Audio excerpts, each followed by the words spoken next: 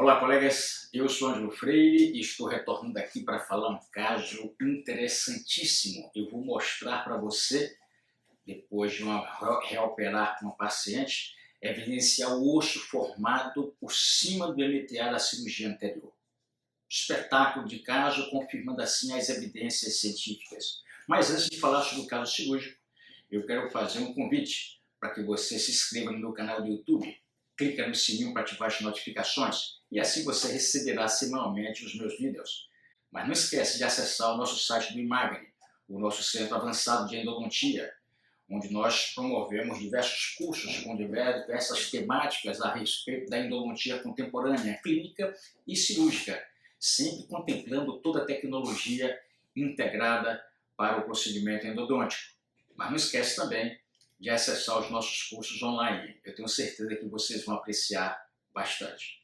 Mas veja, esse caso foi muito interessante porque a paciente, depois de operada, ela operou em 2021. Em 2023, depois de muitos controles, nós observamos que tinha a formação óssea completa. Em 2024, houve uma mudança na coroa, houve talvez um pequeno toque prematuro e levou a causar um problema periapical que nós tivemos que reabrir. E durante a reabertura, vocês vão ver formação de osso em toda a loja cirúrgica por cima do MTA. Que espetáculo! Foi uma cirurgia muito bonita que vocês vão ver. Siga o vídeo. Este elemento 22, observando aqui na radiografia que existe um espessamento do ligamento periodontal por mesial e por distal, um dente com um pequeno trauma oclusal, um toque prematuro. Avisei isso à protesista, ela desgastou e não quis trocar o provisório por enquanto. E o ápice com a reabsorção razoável. Então a opção aqui foi fazer a retroinstrumentação, o retratamento de canal cirúrgico, não é a psectomia com obturação retrógrada. Nós fazemos o retratamento de canal, como vocês vão ver. Isso foi feito em 2021. Nós estamos aqui com a lesão extensa nessa região, osso cervical íntegro, que isso é uma coisa muito boa, dá uma previsibilidade maior ao procedimento, mas com a lesão extensa que vocês estão vendo aí na parte apical e na parte lateral. Então nós fizemos a cirurgia, entramos aqui primeiro com inserto pré-fabricado, depois colocamos limas. Esse é o retratamento do canal, associando sempre com o gel de clorexidina, um preparo químico-mecânico. Aqui nós estamos já com o preparo apical. Observe que a parede distal está um pouco fina, mas nós colocamos ali o MTA e foi tudo muito tranquilo. Então observe que foi uma cirurgia muito bem programada, uma lesão extensa, mas com uma boa previsibilidade. Então nós estamos aqui vendo a radiografia pós-operatória, né? O canal totalmente preparado até a altura de pino. Nós fazemos um retratamento, repito, retratamento de canal cirúrgico. Tá? Em 2023, a paciente retornou sem trauma, o dente equilibrado, ela splintou na época, depois removeu o splint, osso completamente formado na região periapical e parapical. Tá? A paciente retornou depois com um pequeno trauma, orientei a paciente, sumiu e em 2024 ela retornou com essa lesão lateral. Observe que a parte periapical estava com osso, né? Houve uma formação óssea, como vocês vão ver no decorrer aqui do relato cirúrgico. Então optamos por reoperar para ver o que está acontecendo. Pequeno trauma ali no ligamento periodontal cervical que vocês podem observar. Então reabrimos esse dente, tá? Removemos ali, fizemos uma curetagem, economizamos o osso bom, o osso saudável. Tudo que é comprometido, toda a estrutura óssea comprometida, nós removemos, mas ficou uma fatia de osso cervical, que é um bom sinal. O problema estava mais na parte lateral apical. E aqui vocês estão vendo que existe osso na parte apical.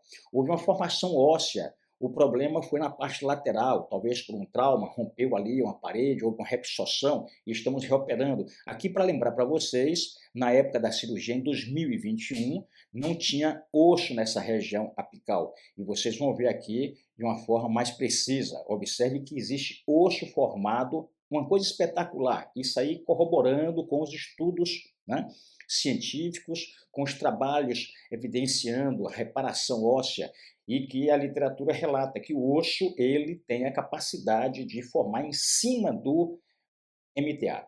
Isso é uma coisa maravilhosa, isso nos dá um alento, uma coisa fantástica. E aqui uma outra visão, voltando aqui só para relembrar que existe osso sobre o MTA que antes não existia. Existia uma lesão extensa. Enfim, nós estamos aqui agora já preparando a parte lateral, estamos fazendo uma compressão. Eu não uso substância química para fazer a hemostasia, é só por compressão. Preparamos ali toda aquela parede lateral e que nós, e com muita precisão, nós começamos a trabalhar no sentido de selar aquela região com o MTA. Eu gosto muito do MTA porque eu consigo condensar esse material. Tá? O MTA, o pó líquido, você consegue colocar de uma forma mais precisa. Vou irrigar aqui para ver como é que está a situação, remover o excesso e voltar a colocar uma quantidade maior de MTA. Esse passo é fundamental. Eu vou repetir aqui, existe osso na região periapical sobre o ápice, né, selado com MTA. A parte lateral nós vamos condensar mais esse material. Já na parte do fundo, observamos ali o MTA, estamos sempre secando, eu faço muita compressão com gás, é uma parte importante para promover a hemostasia, porque a cirurgia parenodôntica, ela não pode ter muita umidade, não pode ter muito sangramento. A umidade que se fala em relação à necessidade do MTA para endurecer é a umidade superficial, aquela que pega por fora.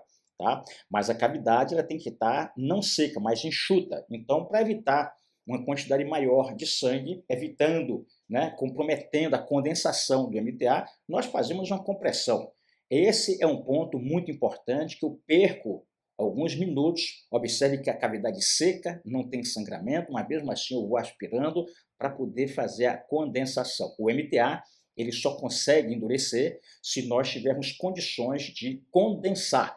Ele tem que ter uma proporção pó-líquido interessante para que ele fique denso.